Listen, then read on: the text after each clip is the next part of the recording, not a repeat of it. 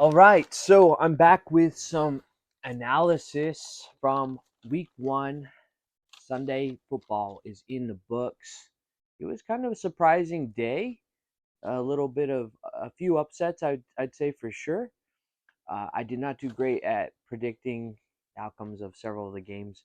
So far, I am 7-8 with my head-to-head matchup predictions. Hopefully, the Bills can pull it out tomorrow so that I can at least go 500 for the week. So we'll see what happens. I do have one more play I want to give. I have the total going under 45 points tomorrow night. I just think it's going to be a defensive battle. Aaron Rodgers is in a new environment, new offensive players and personnel to get acclimated to. The Jets have a good defense. I just don't see it being a shootout. Obviously, I could be wrong, but that's my takeaway. Let's just get right into some things that happened in the games today that stood out to me. So obviously we had three rookie quarterbacks making their debuts. C.J. Stroud went 28 of 44, 242 yards. Was sacked 5 times and he rushed for 20 yards. And then you got Bryce Young, 20 of 38 for 146 yards, one touchdown, two interceptions, was sacked twice. And then he also had three runs for 17 yards. Anthony Richardson, 24 of 37 for 223 yards, one touchdown, one interception, was sacked 4 times, but he did carry the ball for 40 yards and a touchdown. So those numbers are not eye popping, and all three of them actually lost their games. Unfortunately, Anthony Richardson got injured late in that game. Hopefully, he's okay. Initially, I was thinking like, "Hey, why did the Colts even have him in that situation?" But it was still within reach.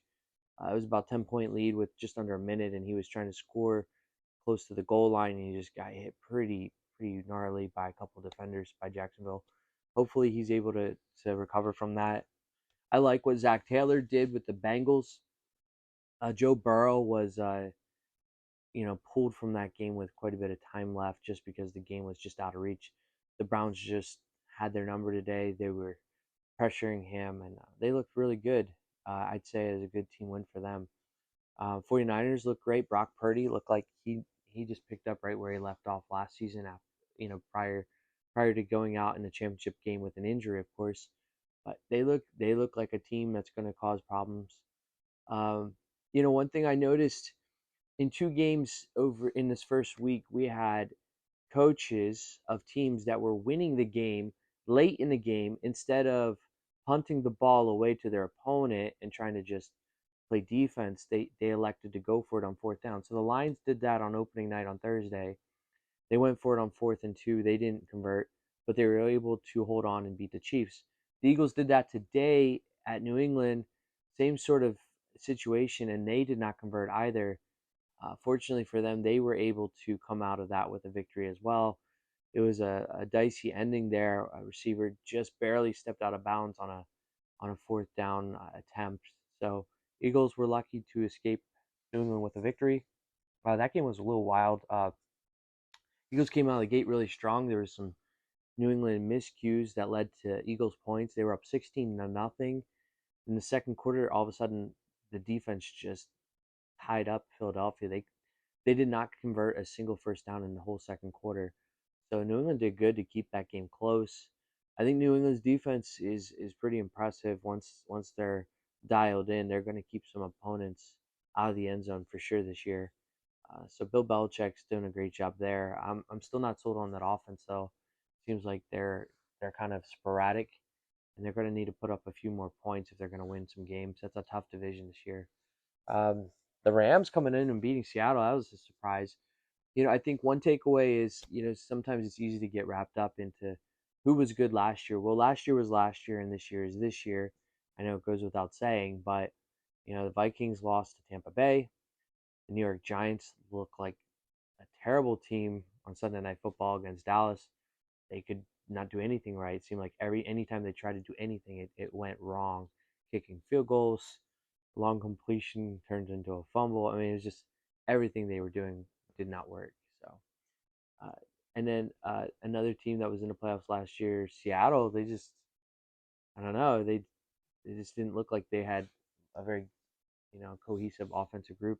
Tyler Lockett left the game with a concussion. Another major injury was J.K. Dobbins. It sounds like he tore his Achilles, which is awful news because he's already, had a major injury in his career. So really sorry to hear that. Uh, it kind of, I would say there was a big theme this offseason with running backs wanting to get paid. But, you look at what happened with the Giants. Obviously, one game doesn't define anything, but, they finally paid Saquon Barkley and they couldn't even put up any points on that game. So, it makes you question, like, hey, how valuable is the running back position? And then you get unfortunate situations like what happened to J.K. Dobbins because they are getting hit so frequently that they are going to break down, they are going to get injured. And do you really want to dump all of your salary assets into that position? So I can see the argument on the owner's standpoint. You obviously have to have a good quarterback too. That's another thing I noticed today. The quarterback play has really come down in the league. It seems like at least this first week. Um, Obviously, there's no Tom Brady anymore, which is a weird thing. This is the first NFL opening week of football in a long time without Tom Brady participating in some form with some team. So that's kind of a weird thing. But you don't have Drew Brees anymore. You don't have Ben Roethlisberger. You don't have you still have Aaron Rodgers. He's the last like of the Mohicans. Philip Rivers is done. So you got this group of guys like Dak Prescott and Kirk Cousins who are, not quite elite by a lot of people's measure, but they're serviceable. But where do these other guys like Justin Fields fit in? One quarterback that really impressed me today was Jordan Love. I wasn't really high on him just because he didn't look particularly impressive when he filled in for Aaron Rodgers, but you know he really stepped up today. And sometimes it's just a matter of getting opportunities to play and get in a rhythm. You need that to sometimes feel comfortable. He also had to learn the NFL. It's a big change too. So he was impressive. But on the flip side, you got guys like Daniel Jones and Justin Fields, who a lot of people are high on to make the next move. And I mean, at least in this week one, obviously it's 1 week. Anything can happen. It's not indicative of the entire season, but it wasn't a good start to say the least. And so we'll see how they continue to bounce back. Ryan Tannehill had a pretty poor performance, 3 interceptions, but yet the Titans were very close to stealing that game. Jamal Williams fumbled and recovered it late in that game, so that could have been disastrous. But uh, there was a lot of close games in the first half, and then some of them kind of became blowouts in the second half. I'd say the 49ers and the Cowboys were the exceptions to that. They really pretty much, dominated from beginning to end of their games. So, it's obviously a new season, a lot of new coaches, a lot of new quarterbacks. So it's still a filling out process. And sometimes even after week one, you still don't really know who's good and who's not. Sometimes it takes longer than that to really establish that hierarchy. Arizona even kind of held tough with Washington, which I kind of didn't expect just because their quarterback system and their quarterback situation and their talent isn't particularly impressive. Joe Burrow threw for less than 100 yards today, which is unheard of considering he's one of the best quarterbacks in football. So that's a pretty shocking stat when you think about it. Um, it seems like the throwing yards were down today in a lot of the games.